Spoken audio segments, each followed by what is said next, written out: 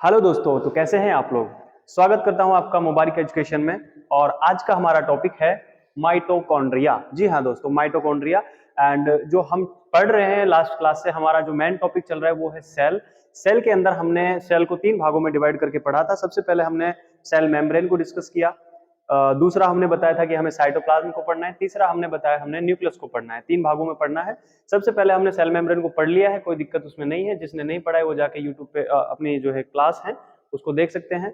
और उसके बाद में हमने साइटोप्लाज्म को स्टार्ट किया था। तो साइटोप्लाज्म के अंदर हमने लास्ट क्लास में डिस्कस किया, साइटोप्लाज्म में कुछ स्ट्रक्चर्स पाई जाती हैं। तो जो स्ट्रक्चर होती है उनमें सबसे इंपॉर्टेंट और सबसे पहले स्ट्रक्चर का नाम हमने लिखा है यहाँ पे माइटोकॉन्ड्रिया। तो दोस्तों माइटोकॉन्ड्रिया क्या होती है, ये सबसे पहले तो यही हो गया कि ये जो है एक हमारी सेल का एक ऑर्गेनल होता है, इंपॉर्टेंट ऑर्गेनल होता है, जिसे हम पावर हाउस के नाम से भी जानते हैं। ये जो माइटोकॉन्ड्रिया है सेल का पावर हाउस भी कहलाता है। पावर हाउस, पावर हाउस कहलाता है। मतलब जो माइटोकॉन्ड्रिया है दोस्तों, ये सेल का पावर हाउस है। मतलब एनर्जी, क्योंकि ये एनर्जी देता है हमारी सेल के लिए, मैक्सिमम एनर्जी का सोर्स है, इसीलिए इसको पावर हाउस भी कहते हैं। क्यों कहते हैं पावर हाउस? क्योंकि ये oxidative phospho relation process process के द्वारा मैक्सिमम एटीपी का निर्माण करता है। मतलब जो हमारा माइटोकॉन्ड्रिया होता है, माइटोकॉन्ड्रिया क्या करता है, ये एक प्रोसेस के द्वारा, कौन से प्रोसेस के द्वारा? ऑक्सीडेटिव फॉस्फोरिलेशन प्रोसेस के द्वारा हमें मैक्सिमम एटीपी का निर्माण करके देता है। ठीक है, एटीपी का मतलब आप जानेंगे। एटीपी का मतलब होता है, देखो, एडिनोसिन ट्राइफॉस्फेट। इसका मतलब होता है किसका? एटीपी का मतलब होता है एडिनोसिन ट्राइफॉस्फेट। ये एनर्जी का प्राइमरी कैरियर होता है दोस्तों। जो एटीपी है ये एनर्जी का प्राइमरी कैरियर होता है। कहने का मतलब आप सिंपल शब्दों में ये समझ लें कि जो एटीपी होता है वो एनर्जी है बेसिकली। ठीक है, और इसको बनाता कौन है? हमारा माइटोकॉन्ड्रिया बनाता है, हमारा पावर हाउस बनाता है। किससे बनाता है? ये बनाता है हमारे खाने से, और किससे बनाएगा? तो ये एटीपी के रूप में हमें एनर्जी देता है। और ये प्रोसेस किसकी वजह से होती है, मतलब किससे बनती है एटीपी? ये बनती है ऑक्सीडेटिव फॉस्फोरिलेशन प्रोसेस के द्वारा बनती है। उसके बाद में अगर बात करें अपन, तो ये डायग्राम आपको दिखाई दे रहा है, ये हमारा जो बेसिकली जो डायग्राम है वो माइटोकॉन्ड्रिया का डायग्राम ही है। तो आप डायग्राम के अंदर देख सकते हैं कि जो माइटोकॉन्ड्रिया होती है, it is A double double layered, sorry, layered organelle. तो जो हमारा माइटोकॉन्ड्रिया होता है ये डबल लेयर्ड ऑर्गेनल होता है। कहने का मतलब इसके अंदर 2 लेयर पाई जाती हैं। बाकी जितने भी सेल के अंदर ऑर्गेनल होते हैं उसमें सिंगल लेयर, वो उनमें सिंगल लेयर पाई जाती है, उसमें ज्यादा नहीं है। इसमें लेकिन डबल लेयर होती है। देखो, एक तो हो गई आउटर लेयर, एक हो गई इनर लेयर। ये आउटर लेयर रही, ये दिखाई दे रही है आपको, और ये वाली इनर लेयर रही। आप जब इस डायग्राम पे, इस छाया चित्र पे जब गौर करेंगे तो आपको देखने को मिलेगा कि ये जो इनर लाइनिंग है, ये जो इनर लाइनिंग है ये वाली, इसमें कुछ सरवटे टाइप में दिखाई दे रही है। दिखाई दे रही है ना ऐसे, ये वाली चीज। तो ये क्या है? सरवटे हैं। सरवटे मतलब ये फोल्ड है इनर इनर लाइनिंग में, सॉरी, इनर लेयर में फोल्ड्स पाए जाते हैं। इनर लेयर में क्या पाए जाते हैं? कुछ फोल्ड्स पाए जाते हैं। इन्हीं फोल्ड्स को दोस्तों अपन कहते हैं क्रिस्टी। क्या बोलते हैं? इनको बोलते हैं क्रिस्टी। फोकस योर दृष्टि ऑन माइटोकॉन्ड्रियल क्रिस्टी। देखो ये रही, ये जो फॉल्स है दोस्तों, इन्हीं को क्या बोलते हैं? इनको बोलते हैं क्रिस्टी। और एक इंपॉर्टेंट चीज की इसमें आपको मैंने यहाँ पे दिखाई दे रहा है, यहाँ पे आपको देखने को मिल रहा होगा डीएनए। तो ये जो माइटोकॉन्ड्रिया होती है इसके पास में माइटोकॉन्ड्रियल डीएनए पाया जाता है दोस्तों। ठीक है, जैसे हमारे बाकी ऑर्गेनल होते हैं, जैसे जैसे इसमें न्यूक्लियस हो गया, न्यूक्लियस के पास तो होता ही है, क्योंकि सेल का सारा का सारा डीएनए आरएनए सब न्यूक्लियस के पास होता है। लेकिन बाकी किसी के पास इतनी औकात नहीं है कि वो डीएनए को पाल सके। ठीक है, लेकिन उसके बाद में जो सबसे इंपॉर्टेंट जो हमारा ऑर्गेनल होता है माइटोकॉन्ड्रिया, इसके पास में खुद का माइटोकॉन्ड्रियल डीएनए होता है, जिससे ये माइटोकॉन्ड्रियल एंजाइम का निर्माण करती है और अपना काम चलाती है। तो कहने का मतलब क्या है कि इसके पास में खुद का mitochondrial mitochondrial DNA mitochondrial DNA भी पाया जाता है हमारे किसके पास में, माइटोकॉन्ड्रिया के पास में। देखो ये रहा माइटोकॉन्ड्रियल डीएनए जो कि माइटोकॉन्ड्रियल एंजाइम का निर्माण करता है। आपको एक और इंपॉर्टेंट बात बताऊं क्या, सुनोगे पक्का? चलो सुन लो। देखो दोस्तों यहां पर एक बहुत ही गहरी बात आपको बताने जा रहा हूं कि जो माइटोकॉन्ड्रियल डीएनए होता है ना, ये जो फादर वाला माइटोकॉन्ड्रियल डीएनए होता है ये कभी भी उसकी संतान में नहीं जाता है। कहने का मतलब है कि मान लो जैसे एग्जांपल के लिए आपने ये तो सुना होगा ना कि भाई माता पिता दोनों के गुण पाए जाते हैं हमारे अगली संतान में। जैसे जो गुण हमारे माता पिता में है वो हम में होंगे। क्यों होंगे? क्योंकि हमारा डीएनए मतलब हमारा जो डीएनए है वो हमें माता और पिता दोनों से मिलता है। कैसे मिलता है देखो वो देखते हैं। सबसे पहले क्या होता है कि जब बच्चा बनता है, बच्चे को बनने से पहले मदर से निकलता है ओवम, ये बात तो सुनी होगी आप लोगों ने, और फादर से आता है स्पर्म। क्या आता है दोस्तों? फादर से आता है स्पर्म। तो ये बना दिया हमने क्या, स्पर्म, और ये हो गया ओवम। तो जब ये दोनों मिलते हैं इसके पास में फादर वाले मतलब सारी चीजें होती है, फादर का कंटेंट जो होता है क्रोमोसोम वगैरह वो सारी चीजें स्पर्म लेके आता है, और मदर से जो भी सारे कंटेंट होते हैं वो कौन लेके आता है, ओवम लेके आता है। ठीक है। अब जैसे ही ये दोनों मिलेंगे तो ये एक सेल बनेगी जिसको अपन बोल देंगे जाइगोट। क्या बोल देंगे? जाइगोट।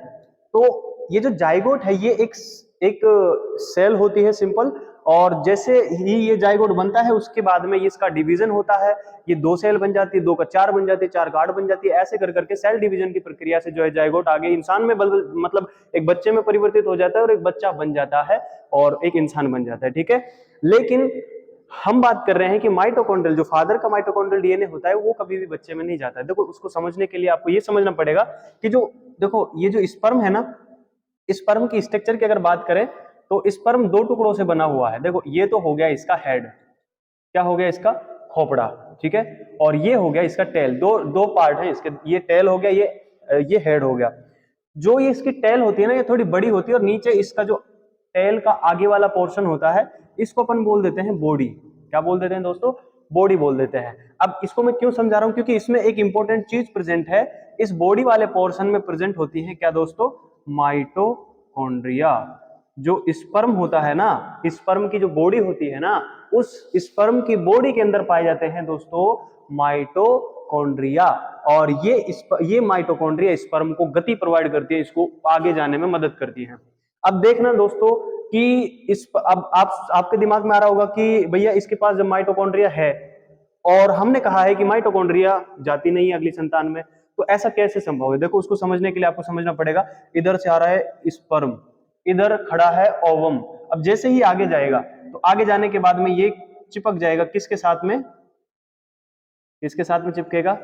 अरे ओवम के साथ में चिपकेगा। और किसके साथ में चिपकेगा? अब जैसे ही ये चिपकेगा तो एक नहीं बल्कि बहुत सारे स्पर्म चिपक जाएंगे इसके चारों तरफ। ठीक है, ओके, चिपक गए। लेकिन अंदर कौन जाएगा? जिसमें ताकत होगी, जो बलवान होगा वो अंदर जाएगा।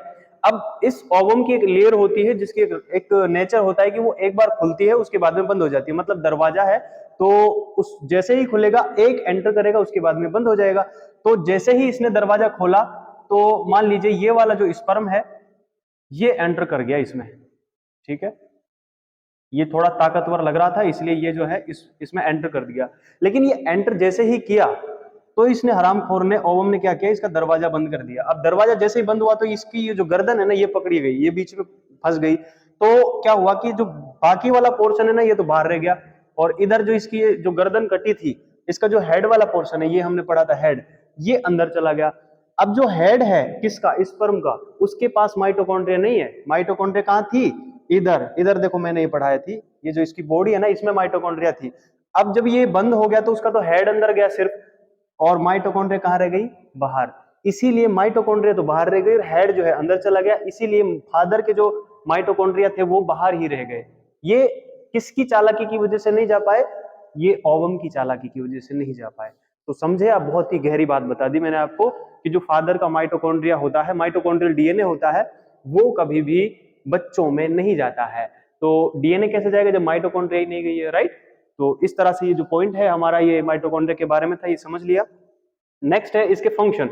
जो माइटोकॉन्ड्रिया होती है आखिर इसका हमारी सेल में क्या काम है? देखो काम तो बहुत सारे हैं, बता दिया हमने। सबसे पहले तो एक मिनट पहले लिख देता हूं, फंक्शन ऑफ माइटोकॉन्ड्रिया। ठीक है, तो फंक्शन तो सबसे पहले आपको मैंने बताया कि ये एनर्जी का मुख्य सोर्स होता है, एनर्जी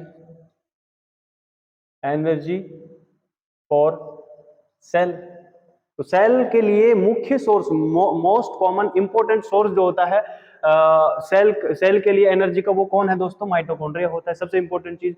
उसके बाद में दूसरी बात करें अगर अपन, तो ये जो है दूसरा काम क्या करता है, ये ग्लूकोज के मेटाबॉलिज्म में भी मदद करता है, ग्लूकोज के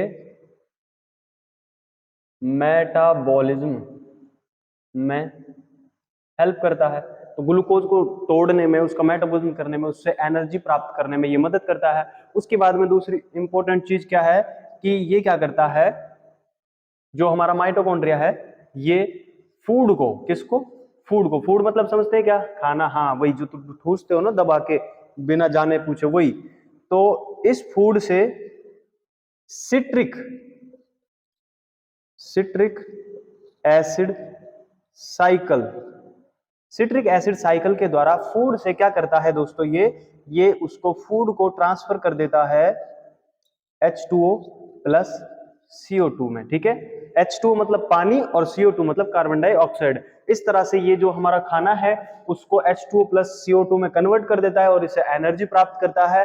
किसके द्वारा? सिट्रिक एसिड साइकिल के द्वारा। अब आपका एक क्वेश्चन और सॉल्व हो गया कि जो हमारा फूड है वो H2 और CO2 में कन्वर्ट होता है, किसके द्वारा होता है? वो सिट्रिक एसिड साइकिल के द्वारा होता है। और एक और इंपॉर्टेंट क्वेश्चन सॉल्व हो गया कि जो सिट्रिक एसिड साइकिल है वो कहां पे चलती है, तो इसका नो डाउट आपको आंसर देना है, माइटोकॉन्ड्रिया में चलती है। उसके बाद में जो ये है हमारा जो एक और काम है इसका, वो काम ये है हमारा माइटोकॉन्ड्रिया का कि ये एरोबिक रेस्पिरेशन के लिए जिम्मेदार है। एक और इंपॉर्टेंट काम है इसका जो है एरोबिक रेस्पिरेशन। तो ये जो हमारी माइटोकॉन्ड्रिया है ये सेल की एरोबिक रेस्पिरेशन के लिए जिम्मेदार होती है। रेस्पिरेशन दो प्रकार का होता है, एक होता है एरोबिक रेस्पिरेशन और एक होता है एनएरोबिक रेस्पिरेशन। तो जो हमारी माइटोकॉन्ड्रिया है ये कौन सा रेस्पिरेशन करवाती है? Aerobic respiration. तो आई होप आपको इतना सब समझ में आ गया होगा।